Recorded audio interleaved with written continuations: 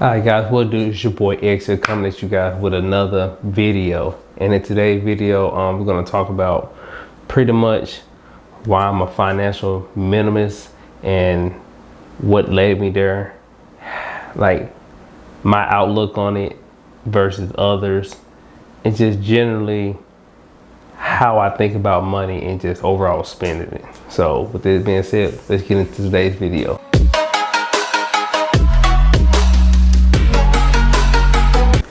All right, guys, so what does it mean to be a financial minimalist? To me, in a way, it's finding a way to live life simply and just overall find enjoyment in it.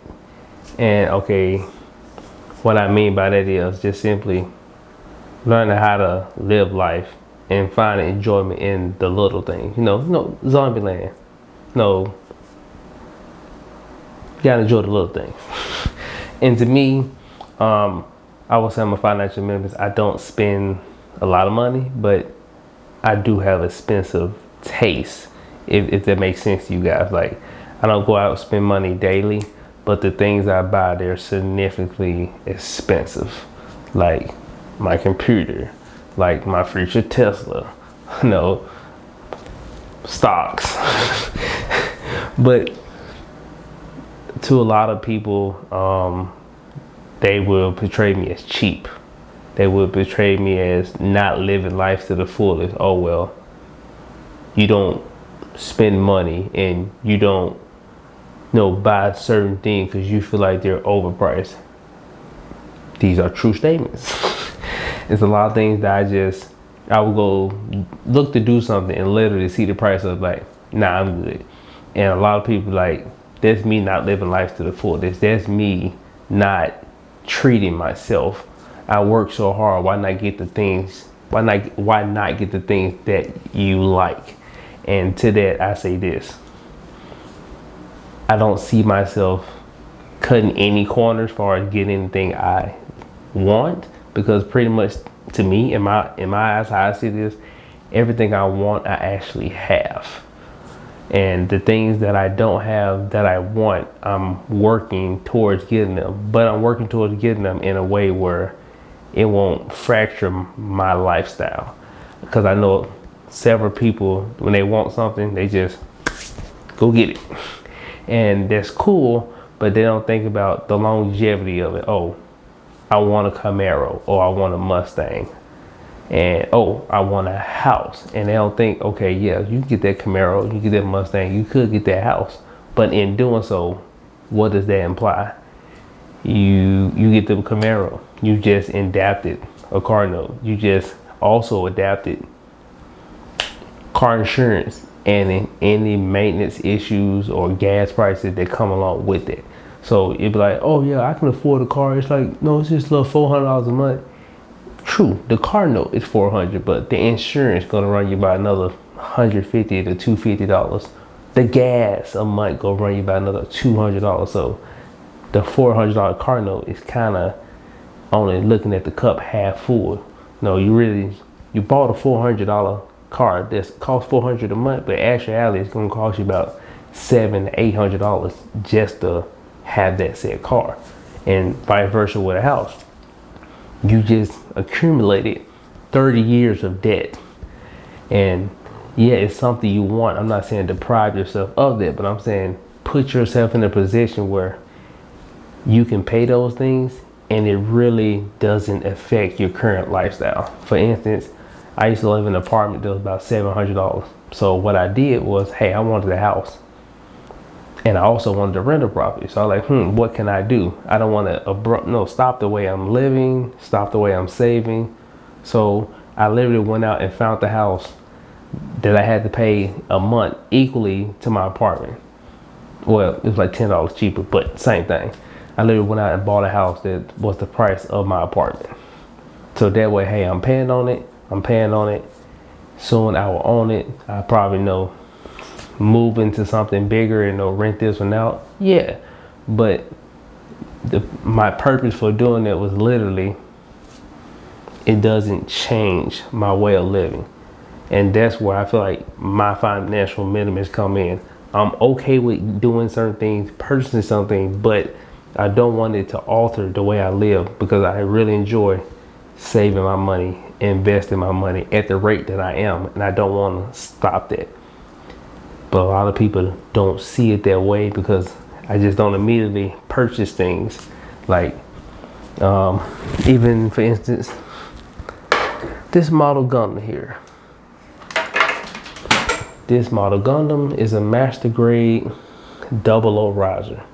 You can probably buy it from Amazon or Hobby Links, about 45 to 50, maybe $55. No more than 60. No more than 60. I wanted this for a decent amount of time. I literally didn't get it for probably like 5 to 6 years. Not because I didn't want it. Only for the simple fact is I could have used that $50 to invest, to do other things that would help me, achieve the lifestyle that I want. And you can say that's depriving myself, or you can say that's waiting, because what I spent $55 on it then or now, I still spent the money. And after you build the model, it's just a collectible at that point.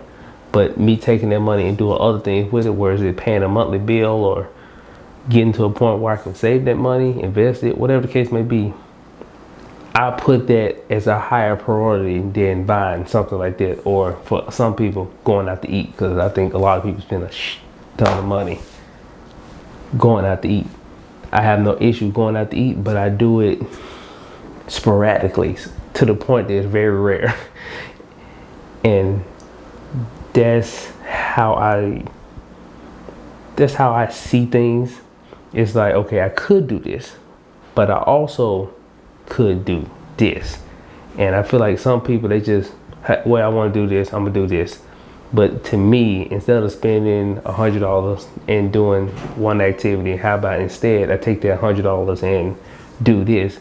Because I can easily just go home and relax, because this may not be the same for everybody else, but for me, I work extensive hours, and it's like labor work. So me coming home and relaxing and just watching anime and sometimes building my models or playing the video game, I really enjoy these things. It's not something I did to do a lot. I used to do it so much, but that was before I really got the buckling down on my finances. But as of lately, I don't get to do these things often. So when I get some time, these are things that I choose to do, which are pretty much cheap and things that I can do around the house that I truly find enjoyment in.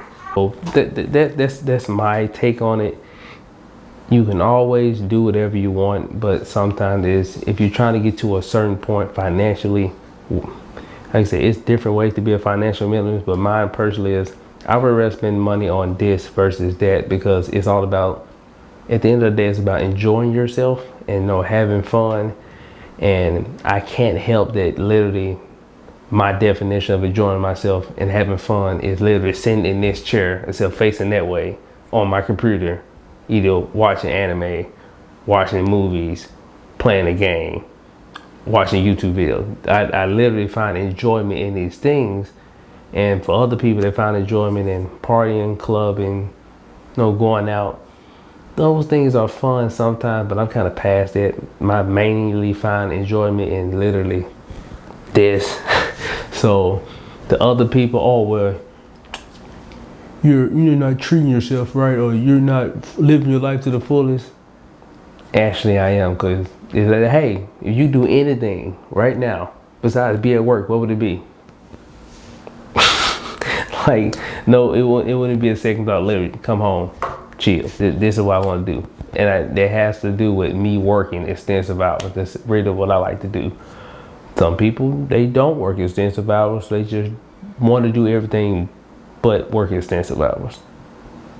Shout out to the unemployed. But like I said, being a financial minimalist literally just means you are using you're looking for financial freedom, and you're looking for a lifestyle choice that's simple and things you can find enjoyment in, while spending as little money as possible. And to me, that's literally just coming home, chilling, watching anime, hanging out with my son, hanging out with my wife, things of that nature. And I can do all that while at home. And due to me working extensive hours, I actually find enjoyment in it, so I really don't spend that much money. And even when I do, like I said, it's always a tilt the scale type of decision. Yeah, I could, but at the same time, if I use that money over here, I get to know better myself and get to be more lazier, so I can literally come home and do this, because this is what I want to do. So it'd be like, hey, want to go out? Nah. I'd rather invest that money so I can get to the point where I don't have to work 12 hours a day. Working 8 hours sounds very good to me. And I haven't got there yet.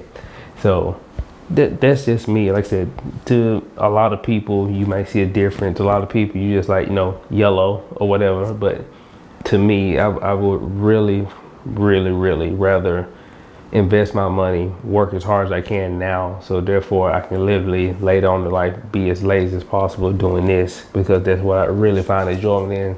I used to play games competitively, and I used to travel with my friends and play games and play games and play games and play games and watch anime, but I don't get to do that as much now. But I can truly say that it's something I really enjoy doing. So to get to that point where I can do it and live my life how I live now, where I can go do the things I want to do, buy the things I want to buy. I just adapted this way of living that allows me to do that. And eventually, I'm not at that point yet, but eventually I will get to that point where literally I can just wake up, do my 8 hours, come home, boom.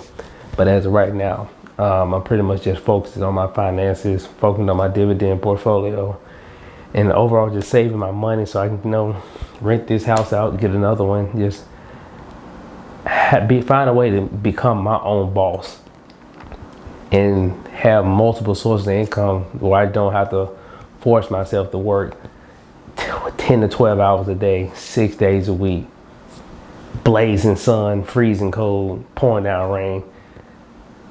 All these things forces, I do it every day, and I want to get to the point where I don't have to do it, or if I choose to do it, it's my choice. Right now, it is my choice, but it's not fully my choice because I'm not there yet where I can supplement my whole life off my investments, but I'm working to get there.